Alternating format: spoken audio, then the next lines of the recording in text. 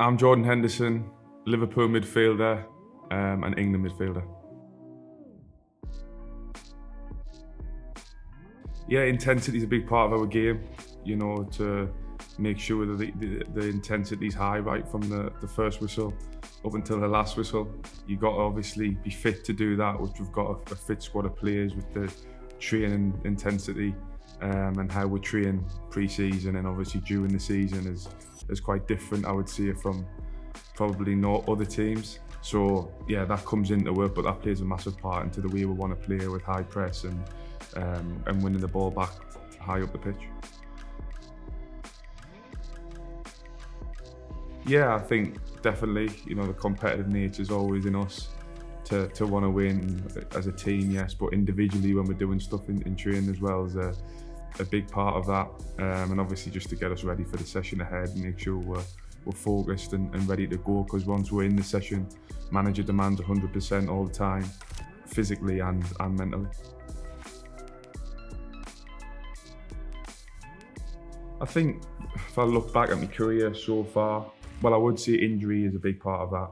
Injury is the hardest thing for an athlete, I would say, to deal with. I feel as though, well, for me personally, it certainly is. I think you sort of lose your identity as a person. You can't do what you want to do and you feel as though you're good at. You can't help with your teammates, so you feel a bit isolated and can't really affect anything. So that's really tough, and I've struggled with injuries in the past to deal with them. But somehow you find a way, you get through with the support of your teammates and your family around us, and then when you come out the other side, you're stronger for it and learn a lot of lessons on the journey. So I would say injury is one big thing, or the biggest thing, certainly for me in the past. And obviously, if I look back at my career, I would say, when I was like 20, 21, coming to a huge club like Liverpool, it's just dealing with that pressure that I wasn't used to, and criticism and all of that sort of stuff. It was a difficult time looking back, but again, because you experience it and you find a way, you become stronger for it in the end.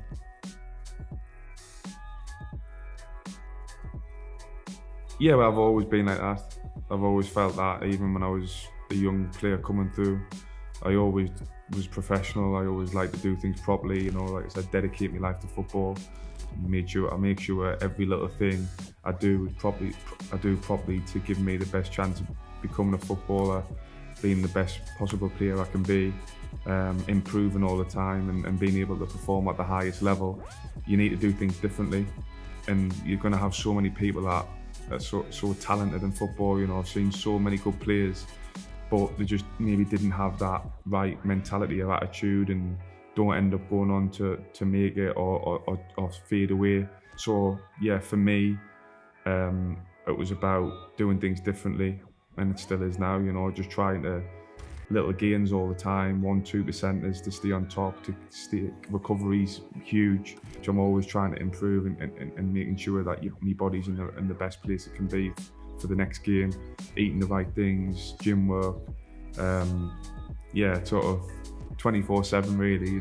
It's not one of them where people think maybe as a footballer you come into training in the morning and then by 1-2 o'clock you're finished and you go home and then that's it. But for me, it's 24/7, constantly around the clock. I'm always thinking about how I can be ready for the next day and the next challenge.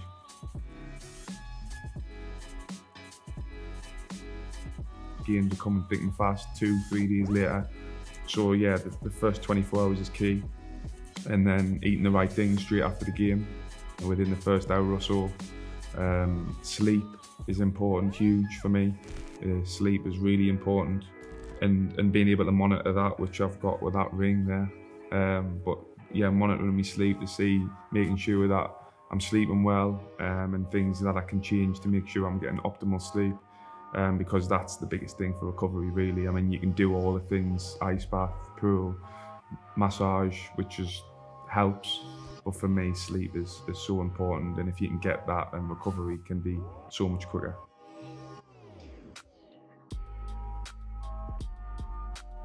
Gaza? Yeah, I'd probably go Gaza. just because I think, obviously, I've watched games when I was really young. I've seen a lot of stuff on YouTube and things like that, but also of how people talk about them. I think it's just being able to get around as a midfielder, being able to get around and cover the grass and cover the pitch well, quickly, and being able to do it for 90 minutes.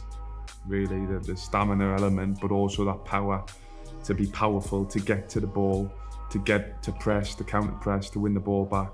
But being able to do that consistently for 90 minutes, I think is a key thing for a midfielder.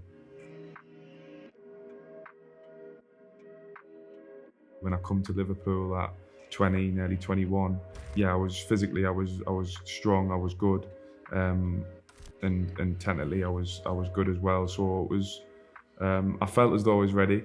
And then you come, and Liverpool's such a huge club, it comes with a lot of pressure. And I found that difficult for the first couple of years to deal with. Performance level wasn't quite at the level that was expected. Away from home, criticism on top of that. So mentally it was tough. But again, one of them things when you sort of get through it, you're stronger for it in the end. And what I would see is during that period, I was in the gym a lot and focusing on just getting better, improving physically all of the time, and sort of taking my emotion and my anger out in there. When we're talking about football, you need talent to be a footballer, of course. You need that first and foremost. But without hard work, I've seen it so many times over the course of my life, really, that how some amazing talented players, but just didn't either work hard enough, or mentally just something wasn't right, or they didn't really focus on what they wanted to do. They didn't want to do the extra work, the extra yards, and thought it was easy, because they were so talented and they were so good, and probably head and shoulders above a lot of the players at a young age. But I think eventually, when players rely on just talent, yes, you get your 1 in a million, but I think the majority, if you rely on talent, then you'll get found out somewhere along the line, and people will catch up to you, especially the ones who are working hard and working consistently every single day to become better. I think you get found out in the end. So for me, you've got to have a mix of both. When we're putting talent and work rate and separating it, I still feel as though, yes, you can have a general platform of talent, and that gets you into academy or gets you into a good level of the game.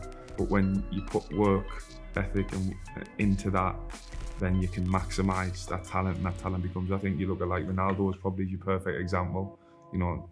Talented, like one of the most talented people you'll probably ever see in football. But how hard did he work to get to where he is? And the work that he puts in every single day since he was a kid, you can see it. And still to this day, you can see it now, and you see his rewards that he gets on the pitch.